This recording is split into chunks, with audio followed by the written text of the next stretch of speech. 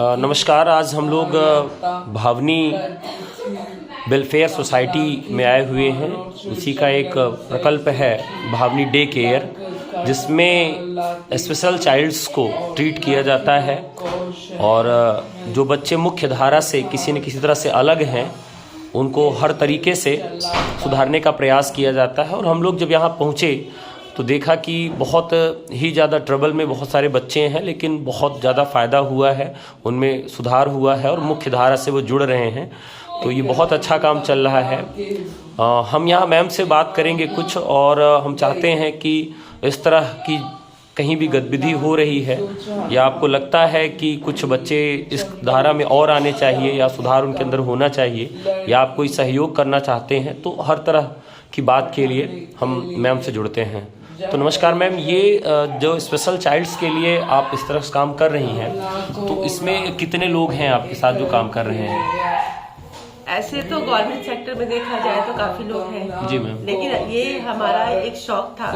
एक ये था कि मुझे ऐसे बच्चों के लिए कुछ करना है अलग से। जी मैम। और मैं कई संस्थाओं में गई, कई जगह मैंने देखा, लेकिन प्रॉपर वे में जो चीज मिलनी चाहिए थी वो मुझे लगता था कि वो बच्चों को नहीं मिल पा रही है। तो मेरा भी एक मकसद बना ये कि मैं इसको करूं। तो मैंने एक छोटे से कमरे में जी, वहाँ टूटा फूटा सा कमरा था, और तो जब मैंने खोला था तो रेंट देने का भी नहीं था मेरे पास कि मैं रेंट कैसे दूंगी। मैंने जो मेरी सैलरी मिलती थी उसी सैलरी से मैं किराया देती थी 1100 रुपए। अच्छा। एक कमरे का किसी तरह दे पाती थी। अब बच्चे वैसे जानते हैं कि वो देने में इतने समर्थ नहीं थे, लेकिन मेरे पास एक लोग आए और उनकी बच्ची में एक स्कूल में बैठी थी, काफी वो रो रही थी, मेरे बच्चे में कोई प्रोग्रेस नहीं है, मैं कहाँ लेके जाऊँ, मेरी बेटी है, मैं क्या करूँ, मैम आप हमारे घर पे आके देखिए। मैंने कहा कि देखिए मेरे घर पे तो नहीं देखती, लेकिन फिर भी कही नहीं मैम, एक आध दिन ही आप समय दे देंगी हफ्ते में, तो हो सकता है मेरे बच्चे में कुछ सुधार हो। मैंने कहा ठीक है, अच्छा मैं समय तो नहीं वो करूंगी, पढ़ने का मैं नहीं कह सकती कि मैं आ पाऊंगी, जब भी समय मिलेगा हम आपके बच्चे को देखेंगे। अच्छा करा मैंने, तो उनके बच्चे में सुधार आने लगा। जब सुधार आने लगा तो बच्ची चलती नहीं थी, लो विजन भी था, मेंटल रिटार्डेशन के साथ बच्चे का लो विजन का होना बहुत वो रखता है। उसके बाद बच्चा चल भी नहीं पाता था। धीरे धीरे करके वो चलना सीखी लड़की, लो विजन से उसने पेंसिल पकड़ना करना, और उसको आज वो 9th क्लास पास कर चुकी है लड़की। आपने जब मुझसे जुड़ी आप उससे, तो कितने वर्ष की थी वो बच्ची 3 साल की थी। 3 साल की? 3 साल की। कितना टाइम लग गया?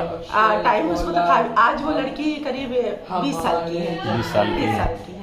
तो भी काफी कुछ सामान्य हो चुकी है। काफी सामान्य हो चुकी है, और उसका प्रेजेंट ऑफ माइंड बहुत अच्छा है। अच्छा। इस समय वो उसको बर्थडे वगैरह तो सबकी याद है, आप ही एक बार सुन लेगी तो याद रहेगा, या 10 साल बाद मिलेंगे तो आपको बता देगी कि आपका बर्थडे इस दिन होता है। इतना अच्छा है उसका। अच्छा, जैसे आप तो इस तरह के बच्चों के साथ हमेशा रहती हैं, जो स्पेशल चाइल्ड्स होते हैं, उनका जो IQ लेवल होता है सामान्य छात्रों की तुलना में काफी ज्यादा भी होता है।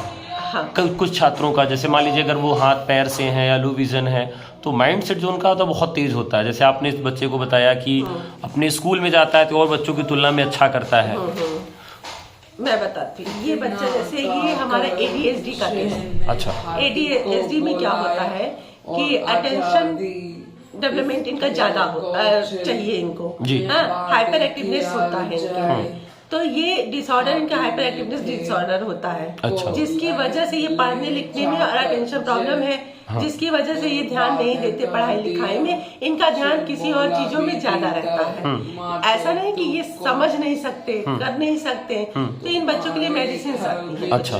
जो मेडिसिन चलाए जाते हैं जिससे ये अटेंशन देना प्रॉपर वे में शुरू करे और ये कुछ हद तक अपनी जिंदगी सामान्य तरीके जी सके। तो आज हमने बताया कि इनका मैंने मेडिसिन भी चलाया, ये चल भी रहा है इनका मेडिसिन। अच्छा। और अभी आज ये ऐसी हालत में है कि आज ये पढ़ाई लिखाई सब करते हैं। कोई भी चीज अगर 4 से 5 बार में मैंने बता दिया, सपोज कीजिए कि अगर इन्होंने कहा कि फोन लेना है, घर से शिकायत आई, पहले तो ये सबके फोन ले लेते थे। अच्छा। जितने लोग अभी आप लोग बैठे ना, सबके फोन ले लेते। हाँ, इनको फोन बहुत पसंद है। बहुत पसंद है, लेकिन आज की डेट में अगर मैं दूंगी तो भी नहीं लेंगे। वाह। हाँ, लेकिन मैं रोज इनको पर डे ये बताती हूँ कि फोन नहीं लेना है, आप फोन नहीं छुएंगे, कोई भी फोन नहीं लेना, किसी का भी नहीं लेना। जिस दिन मुझे कहीं प्रोग्राम में जाना है तो भी हम इन्हें समझा कर ले जाते हैं। इनकी काउंसलिंग बराबर हम करते रहते हैं जो इनको असर दिखता है इस चीज का। मैम जैसे अभी आप बताएं टीचर है तो आप कहाँ पढ़ाती हैं, मतलब गवर्नमेंट सेक्टर में या प्राइवेट गवर्नमेंट सेक्टर में? देखिए कॉन्ट्रैक्ट बेस पर है ये, हमारा स्पेशल एजुकेटर का पद है जी। और हम लोग सारे मतलब नगर क्षेत्र को हम देखते हैं। नगर क्षेत्र में जितने भी हमें कुछ NPRC मिले होते हैं जिसमें हम 2 NPRC में 22 स्कूल हम देख रहे हैं। अच्छा। हाँ, 22 स्कूलों में जो रिडब्ल्यूएशन बच्चे हैं जी, इनको जो भी गवर्नमेंट की सुविधाएं होती हैं वो हम दिलवाते हैं। और मेरा मोटिव भी ये था कि जो बच्चे यहाँ हमारे यहाँ आ रहे हैं वह बच्चे प्राइमरी स्कूल में पढ़ते हैं और हम इनकी निःशुल्क यहाँ पे सेवा प्रदान कर रहे हैं और वो बच्चों से हम कोई शुल्क नहीं लेते हैं। वो बहुत गरीब हैं। थेरेपी, क्योंकि आप प्राइमरी स्कूलों के सेक्टर को जानते हैं, हम उनको स्कूलिंग दे सकते हैं, हम उनको क्लास दे सकते हैं, लेकिन थेरेपी देने के लिए मैं अपने यहाँ ले आई। अच्छा, और मैं यहाँ थेरेपी देकर इनको उस लायक बनाते हैं कि बच्चा कम से कम समाज में खड़ा हो सके। तो कितने दूर दूर से बच्चे आपके पास आते हैं? बच्चे हमारे पास कौशाम्बी से आते हैं, फूलपुर से आते हैं, आपके इधर नैनी से आते हैं, काफी दूर दूर से बच्चे। मैम अगर आपको कोई सपोर्ट करना चाहे, किसी भी तरह की सहायता करना चाहे तो आप क्या अपेक्षा रखती हैं, किस तरह की सहायता मिले? देखिए सर, सबसे पहली बात तो मेरे पास बिल्डिंग की सबसे बड़ी समस्या है। जो मेरे पास बिल्डिंग नहीं है, रेंट हम लोग इतना एफर्ट नहीं कर पाते कि इतना रेंट हम दे पाए, है ना। और रेंट हम लोग को कम से कम यहाँ पे हमें 20,000 देना पड़ता है। अब हम कैसे देते हैं वो मैं जानती हूँ कि किस तरह से पेरेंट्स इतना कर नहीं पाते हैं। अब भाई जो आता है, नहीं मैम जो किसी ने सपोर्ट कर दिया तो हो गया, कोई जबरदस्ती नहीं है। स्वेच्छा से जिन्होंने जो दे दिया वो मैंने ले लिया, कर लिया। कोई बाहरी व्यक्ति भी मदद कर दिया तो उस हिसाब से हमारा चल रहा है सेंटर। कोई अनुदान नहीं है कहीं से। अच्छा, गवर्नमेंट से क्या कोई फंडिंग है आपके लिए? कोई नहीं। किस तरह की कोई फंडिंग नहीं? फाइलें बहुत लगी हैं, फाइलें आज से नहीं 4-4 सालों से लगी रहती हैं, कोई सुनवाई नहीं है, कुछ भी नहीं है। आते हैं, देखते हैं, कहते हैं आपका काम बहुत अच्छा है, बहुत अच्छा कर रही है मैडम, आपके जैसा तो पूरे प्रयागराज में काम नहीं है, लेकिन कोई सुनवाई नहीं। अच्छा, कितने बच्चे रजिस्टर्ड हैं इस समय आपके यहाँ? हमारे 100 से ज्यादा रजिस्टर्ड है बच्चे जी। अच्छा, ये जो 100 बच्चे हैं ये इनको आप यहाँ कुछ पढ़ाने का भी काम करते हो? कुछ टीचर भी होंगी आपके साथ? हाँ जी, टीचर है, स्पेशल एजुकेटर है हमारे पास। सारे ट्रेंड टीचर हैं यहाँ पर, जो भी है सारे ट्रेंड है। बाद थेरेपिस्ट आते हैं, जैसे फिजियोथेरेपिस्ट है जी, थेरेपिस्ट है, उनको हम बाहर से हायर करते हैं। वो आते हैं 2-2 घंटे आके बच्चों को थेरेपी देते हैं और फिर जाते हैं। तो कुल मिला परिवार का नजरिया इनके प्रति कैसा होता है? कुछ परिवार बहुत परिवार तो बहुत अच्छे होते हैं, बहुत परिवार में बहुत अनूसी बातें भी हैं, भ्रम है कि अरे नहीं, जैसे कभी होता है कि बच्चे, अगर हमने कहा नहीं बच्चा देर से चला है तो कोई ना कोई प्रॉब्लम है, देर से रोया है, तो लोगों का कहना था अरे नहीं मेरा भी बेटा ऐसा था, मेरे भी ऐसे करते थे। पूजा पाठ में ओझा वैद्य में ज्यादा लगे रहते हैं कि हो सकता है कोई ऊपरी बाधा है, कोई कुछ है, भूत है, प्रेत है, जो कि ये समझाने की बात है। ऐसा कुछ नहीं होता है, कोई भूत और प्रेत नहीं होता है। तो बताई जाती है ये सब बातें, इन भ्रांतियों को दूर किया जाता है। मे भी जितनी अच्छी ट्रेनिंग आप दे पाए, जितनी अच्छी आप ट्रेनिंग देंगे उतना अच्छा बच्चे में प्रोग्रेसिव होगा। मतलब ये कि आप जो है पहले तो पेरेंट्स को तैयार करती है, मोटिवेट करती हैं। अभी जैसे मैं एक स्कूल में गया था तो हमने एक पेरेंट्स को बताया कि आपका बच्चा स्पेशल चाइल्ड है, आप उसकी कैटेगरी में डाल दीजिए, कुछ दिन तक ये आता जाता रहेगा तो ठीक ठाक हो जाएगा और मुख्य धारा से जुड़ जाएगा। तो वो रोने लगी, कहीं मेरा बच्चा ऐसा कुछ भी नहीं है, आप उसको उसमें मत डालिए। तो जैसे एक धारणा बन जाती है लोगों के मन में, आप कह दीजिए स्पेशल चाइल्ड है तो उसका मन होता है कि पागल है और नहीं ऐसा नहीं है, ये लोग उसमें डाल देंगे। दरअसल जब वो अकेले होते हैं तो उन्हें लगता है मैं ही परेशान हूँ, मैं ही हूँ। जब ये ऐसी संस्थाओं में जाते हैं, अभी एक बच्चा मेरा तेज, अभी आपने देखा होगा, उनके भी पेरेंट्स आए, कहे मेरा बच्चा तो रुकेगा ही नहीं, मेरा बच्चा तो रहेगा नहीं मैडम, मैं बता रही हूँ, मैं बहुत जगह लेकर गई। बच्चा ने कहा आप मेरे यहाँ तो आइए। जब आए तो बच्चा अपने आप तैयार होके आया। और आज बच्चा रोज तैयार होके अपने आप आता है, खुश रहता है और यहाँ एंजॉय करता है। और उनकी मम्मी कह रही मैंने तो सोचा ही नहीं था मेरा बच्चा यहाँ टिक जाएगा, और आज बच्चा सीख रहा है हर चीज, अब वो भी बहुत खुश है।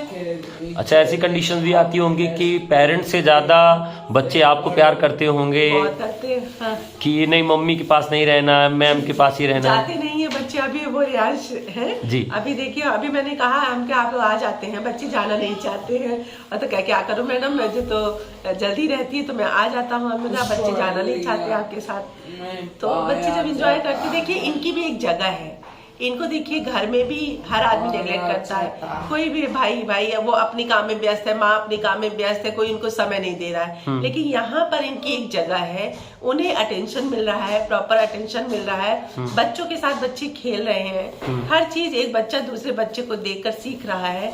टीचर का प्रॉपर अटेंशन उसी बच्चे पर है, ना कि 10 बच्चों पर है। तो इससे क्या होता है कि बच्चा भी तो चाहता है, देखिए इन बच्चों में अटेंशन प्रॉब्लम नहीं होती है, वो ऐसी एक्टिविटीज क्रिएट करता है। आपने देखा होगा नॉर्मल बच्चे भी घर में कोई आ जाता है तो कूद फाद ज्यादा करता है, हाँ। उसी समय उसे भूख ज्यादा लगती है, हाँ। कि नहीं अब कोई आ गया तो मुझे भूख लग रही है, हमें चाहिए, तो वही तो ये भी बच्चे हैं।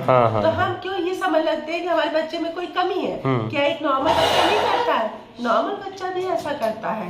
और हम क्या करते हैं, उसी समय वो बच्चा कहेगा मुझे भूख लगी है, मुझे खाना दो, मुझे पानी दो, वो कुछ ऐसी एक्टिविटी करेगा कि आप सबका ध्यान उसी की तरफ होगा। अच्छा, तो वही समझिए कि आपका बच्चा ये भी है। कई बार जैसे बहुत डर लग जाता है, क्या किसी बच्चे की तबीयत खराब हो गई, आपको कोई फंडिंग नहीं है, कोई सपोर्ट नहीं है, आप जो भी कर रहे हैं अपने से कर रहे हैं, किसी बच्चे की क्या तबीयत खराब हो गई या कुछ ऐसा हो गया कि जिसे समझ में नहीं आ रहा है, और तो उस समय क्या करती हैं आप? देखिए कुछ चीजें तो देखकर हमें समझ में आती हैं, बहुत सारी ऐसी चीजें हैं, क्योंकि अब इतने सारे लोग का अनुभव भी है और इस फील्ड से हम जुड़े हैं, और इस फील्ड में हमारा डिप्लोमा डिग्री सारी चीजें इसी फील्ड से है। तो इतना तो हमें समझ में आता है, बच्चों के हाव भाव देख के, आंखें देखकर, अगर किसी बच्चे को फिट्स पड़ने वाले हैं तो मुझे पहले ही अंदेशा हो जाता है कि बच्चे को फिट्स आने वाला है, तो हम ये केयर पहले ही कर लेते हैं। बच्चे को गद्दे पे लिटा दिया, कर दिया, इस तरह से उसके कपड़े खोल दिए, सारे करके उसको लिटा के डॉक्टर से संपर्क भी कर लेते हैं, डॉक्टर संपर्क में होते हैं, पेरेंट्स को बुला लेते हैं, पेरेंट्स अपना सहयोग कर लेते हैं, इस तरह से हो जाता है। अच्छा, अभी जैसे कुछ अभिभावक ऐसे हैं जो अपने बच्चों को जोड़ना चाहते हैं या उनकी पहचान करना चाहते हैं, जैसे आपने कहा कि आप कई बार पहचान करना काफी कठिन हो जाता है कि ये सामान्य बच्चा है या स्पेशल चाइल्ड है, तो कुछ क्या सिम्टम्स हैं, कुछ अगर पहचान करना चाहे कोई अभिभावक तो वो कैसे कर सकता है? देखिए बहुत सारी चीजें हैं, इसमें हम एक उस पर आकर नहीं रुक सकते। एक तो हमें देखकर समझ में आ जाता बच्चे में कोई प्रॉब्लम है, कुछ चीजें हमें देखकर भी समझ में नहीं आती कि बच्चे में प्रॉब्लम है, जब तक कि बच्चा थोड़ा बड़ा नहीं होता है। अभी एक बच्चा हमारे पास आता है, करेली से है, वो बच्चे को आप देखेंगे तो आपको बिल्कुल नॉर्मल लगेगा और एकदम स्मार्ट बच्चा है, काफी बातचीत बहुत अच्छी है, सब कुछ आपका जवाब देगा, लेकिन आकर एकेडमिक नील है उसके। अच्छा, एकेडमिक में वो आगे नहीं बढ़ पाया। तो कुछ चीजें ऐसी होती है, जैसे हमारे माइंड लेवल के बच्चे होते हैं, वो देखकर नहीं समझ में आते, वो बड़े स्मार्ट होते हैं, बड़े अच्छे, मतलब बॉडी लाइन के जो बच्चे होते हैं वो इस तरह से होते हैं कि आप उन्हें देखकर नहीं समझ सकते हैं। लेकिन एक समय ऐसा आता है, जैसे उमंग को आपने देखा, तो फिर भी उमंग देखने में लगता है कि कुछ प्रॉब्लम है, लेकिन आज वो बूथ अध्यक्ष है ममफोड़गंज का, हमारे यहाँ का स्टूडेंट है। अरे वाह। 3 साल का था जब से वो मेरे पास है। तो कुछ बच्चे समझ में आते, कुछ बच्चों को डॉक्टर से और उनसे संपर्क करके हमको समझना पड़ता है कि बच्चे में कहाँ दिक्कत आ रही है। तो जब हम असेसमेंट करते हैं बच्चे का, बहुत माइनर जो इनकी चेकलिस्ट होती है, जब हम असेसमेंट करने चाहते हैं, क्योंकि देखिए जब स्कूल में गए, नॉर्मल स्कूल में, टीचर ने कहा नहीं बच्चा नहीं समझ पा रहा है। अब वहाँ क्या होता है, पेरेंट्स क्या करते हैं, नहीं, वो उनको ईगो होता है कि मेरा बच्चा, और बच्चे तो इंग्लिश मीडियम स्कूल में पढ़ते हैं, और इन बच्चों को भी तो मैं क्यों नहीं इंग्लिश मीडियम, सब तो आता है, बढ़िया, सबसे बात करता है, सब कुछ कर रहा है, लेकिन उसको टीचर क्या करती है, सबसे पीछे बैठा देती है। अब बच्चा धीरे धीरे डिप्रेशन में जाने लगा। पेरेंट्स की मार अलग है कि तुम पढ़ते नहीं हो, हर चीज तो तुम्हें बहुत आती है, लेकिन उस पर ये नहीं फोकस है मेरे बच्चे में ये क्यों है, किस लिए है। भाई बच्चा डिप्रेशन में जा रहा है धीरे धीरे, तो आप इंग्लिश मीडियम में क्यों पढ़ा रहे हो, तो आप हिंदी मीडियम में डाल दो, जो बच्चा कर सकता है। तो हिंदी मीडियम में जाना क्योंकि उनके खिलाफ है, कि वो नहीं जाए, स्टेटस के खिलाफ है, कि उनका स्टेटस सिंबल बन गया है कि नहीं हमको इंग्लिश मीडियम। हमने बहुत सारे बच्चे आए हैं जिनको मैंने ये कहा कि हिंदी, अभी एक बच्चा हमारा जो कैमरा लगाया है बच्चा, उसको हमने कहा कि हिंदी मीडियम में डालिए, इंग्लिश मीडियम मैरी लोकेस में पढ़ाती थी, बच्चा नहीं हुआ, डिफॉर्मिटी बढ़ती चली गई उसकी। क्यों? क्योंकि उसके दिमाग को कोई नहीं समझा। जब वो मेरे पास आया, मैंने कहा नहीं आप लोग गलत कर रहे हैं उसके साथ, आप उसको लाइए, मैं पढ़ाती हूँ। मैंने उसको घर में ट्यूशन दिया, मैंने उसको दिव्यावा इंटर कॉलेज में पढ़ाया, और आज वो बच्चा हार्डवेयर उसकी अपनी दुकान चला रहा है, कैमरा वगैरह अपना लगवाता है, करता है, कंप्यूटर वगैरह बनवाने का ये सब चीजें करने लगा। तो हम कहते हैं जरूर नहीं कि मेरी 5 उंगलियां बराबर है, हर बच्चा डॉक्टर हो, हर बच्चा इंजीनियर हो, हर बच्चा दुकान भी तो खोल सकता है जी। कोई बच्चा दुकान भी तो चला सकता है। क्या बहुत बड़े बड़े बिजनेसमैन हैं जो करते हैं। हम कहते हैं हम उस लायक क्यों ना बनाए कि वो बच्चा अपने पैरों पे खड़ा हो सके। एक सब्जी वाली है, क्या बहुत पढ़ी लिखी होती है, लेकिन रुपया पैसा गिनना जानती है, वो बोरी से पैसा निकालती और गिनती और दे देती है ना। पढ़ी लिखी तो नहीं है, लेकिन वो अपना रोजगार कर रही है। तो अगर हम इन बच्चों को वहां तक ले जाएं, वो अपना रोजगार कर सके, तो क्या बात है। बहुत अच्छी बात। जैसे रोजगार से आपने एक बात अच्छी उठाई है, किस समय तक मतलब आप यहाँ बच्चों पर ध्यान देती हैं, और क्या कुछ रोजगार के लिए भी कुछ सिखाया जाता है या क्या किया जाता है? हमारे यहाँ 10 से 5 बच्चों का है। 10 बजे सुबह आते हैं, 5 बजे शाम को जाते हैं बच्चे। और यहाँ रोजगार से संबंधित भी चीजें सिखाई जाते हैं, जैसे हम लोग अगरबत्ती बनाना है, अच्छा, आर्ट एंड क्राफ्ट की चीजें हैं, पेपर बैग बनाना है, ये सब चीजें। अभी हमने पेपर बैग बनवाया है बच्चों का, अभी ऑर्डर पे बना है, बच्चों ने बनाए हैं, अब वो सेलिंग के लिए जाना भी है। अभी उनके आज ऑर्डर उठने वाले हैं जी, तो वो सब चीजें इनकी जाएंगी। यही बच्चे बनाते हैं और इन्हीं से हम लोग बनवाते हैं बच्चों से वाह पेपर बैग। तो बहुत बहुत धन्यवाद मैम आपका कि आपने इतना समय दिया, और हम लोग को बहुत कुछ जानने के लिए मिला। और ये वीडियो जितने लोग देखेंगे वो भी जुड़ सकते हैं इस मुहिम से और आपकी सहायता और सपोर्ट कर सकते हैं। Thank you ma'am.